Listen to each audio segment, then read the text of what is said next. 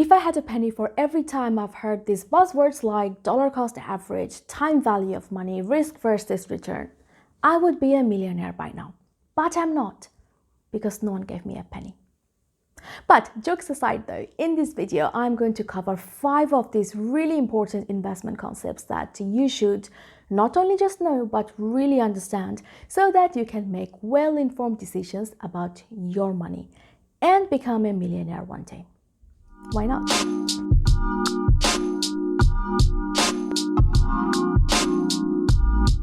Hello guys and welcome back. I hope you're all doing well and really looking forward to saying goodbye to this truly year 2020. If you are new to this channel, in this channel we talk all things investing, personal finance and understanding the financial market. Before we get started with this video, I would really appreciate if you could hit that beautiful like button for me and subscribe to my channel if you haven't done so already. It's going to really help me out more than you know. Okay, thank you for doing that. Let's start with our first concept. And I'm going to start by asking you a question. Without making any other assumptions, would you rather have £1 million today or £5 million in 30 days time, or have 1 penny today that doubles every day for next 30 days? Take a moment to think about these options and let me know your answer below. I'm going to look away now. Done? Great. Okay, most people would pick option 2, I think. I hope no one picked option 1 because 5 million is clearly more than 1 million. So that was a bit of like a trick option there. But even if you chose 1 million or 5 million for that matter, it is still a lot of money, right? £1 million today would be completely life-changing for a lot of us. So it is not actually foolish to pick option 1 or option 2. However, here is how much you will actually have on day 31 under all these 3 options. Under option 1, you will of course have £1 million because you chose £1 million. Under option 2, you will have £5 million because you chose £5 million. Under option 3, you will have £10,737,418.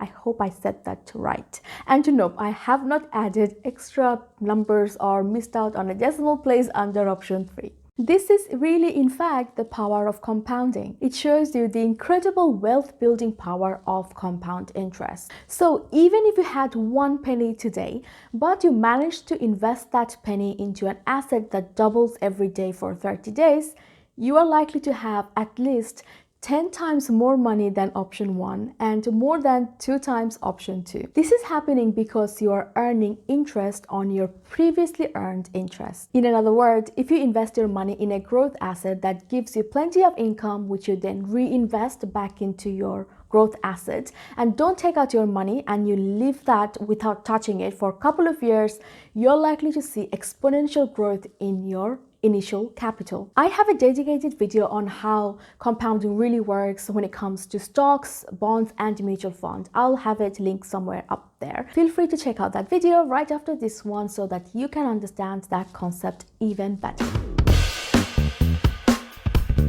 There is absolutely no such thing as having a free lunch. You knew that, right? No, God!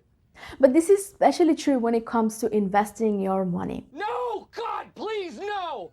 Basically, the example that I have just given you, like right now, with the penny doubling every day, that was a really bad example. Because it is almost impossible to find an investment that actually doubles every day. Even if someone promises you an investment that doubles every day, it is very likely to come with an incredible amount of risk. While doubling your money every day is actually impossible, it is not so unfeasible to find an investment that actually doubles your money, say in 8 or 10 years' time. Even with that kind of investment, we cannot go about it without taking some risk. And in life, we do have to sometimes take some form of calculated risk. When we think of risk though, as humans, the first thing that tends to come to our mind is that we have to mitigate it,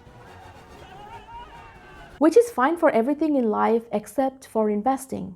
When it comes to investing, we do have to take some form of calculated, measured risk. Since investing never comes with any form of guaranteed return, you are better off investing your money in an asset which can maximize your potential future return while minimizing potential future risk, while taking care of your current circumstances. So what is this risk, you might be thinking? If you think of your return in an investment as one side of the coin, then risk is essentially the other side of the coin. If you think of all sorts of asset classes that we are able to invest our money in, something like this chart I'm about to share, we can start to really visualize the risk versus return characteristics of our investment. So after cash, government bonds tend to have the least amount of potential risk and also the least amount of potential return. And as you can already see, there is generally a positive relationship between risk versus return.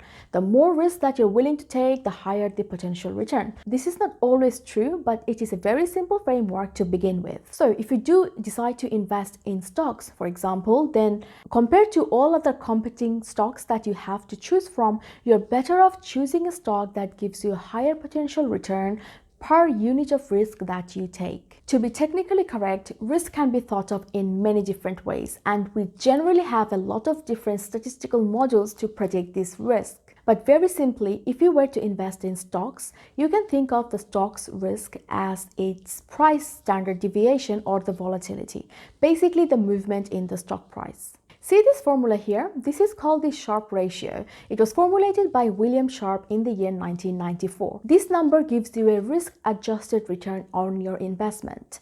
Basically, how much return are you making from this investment per unit of risk that you take? So in our investments, we want this number to be as high as possible. Let's take an example with two stock market index, S&P 500 and MSCI Emerging Market Index. I got this data directly from their fact sheets, which are readily available to everyone online. S&P 500's 5-year annualized return to end of November was 13.99%.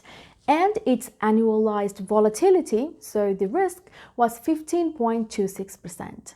Therefore, using the Sharpe formula, we get the number 0.92. Similarly, for MSCI Emerging Market Index, we get the return of 10.72% and volatility of 17.41%.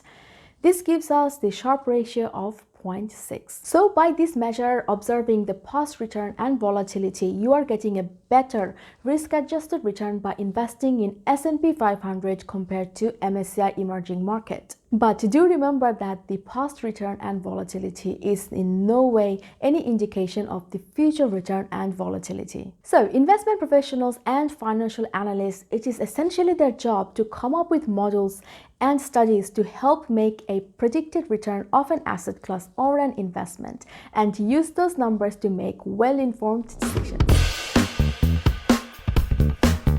Risk versus return goes hand in hand with my third concept, which is diversification. You've heard these buzzwords multiple of times, anywhere from new investors to professional investors. But what does it actually mean?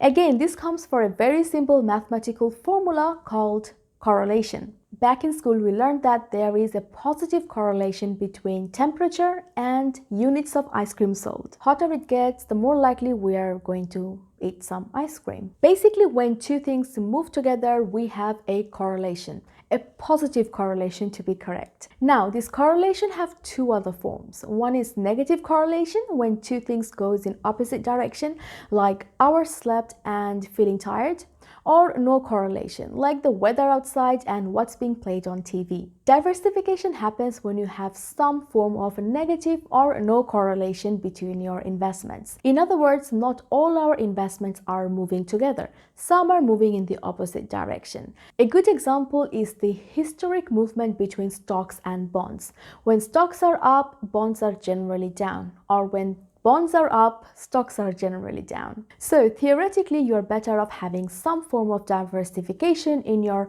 investment portfolio so that, fingers crossed, this never happens, you don't lose all your money all at the same time. Statistically speaking, if you only have single stock portfolio, then your total level of risk in that single stock portfolio is likely to go down the more number of stocks that you add to your overall portfolio. A general rule of thumb suggests that having a minimum 15 different stocks in your investment portfolio is a good start to having those diversification benefits. brings me to another great investment concept called dollar cost average.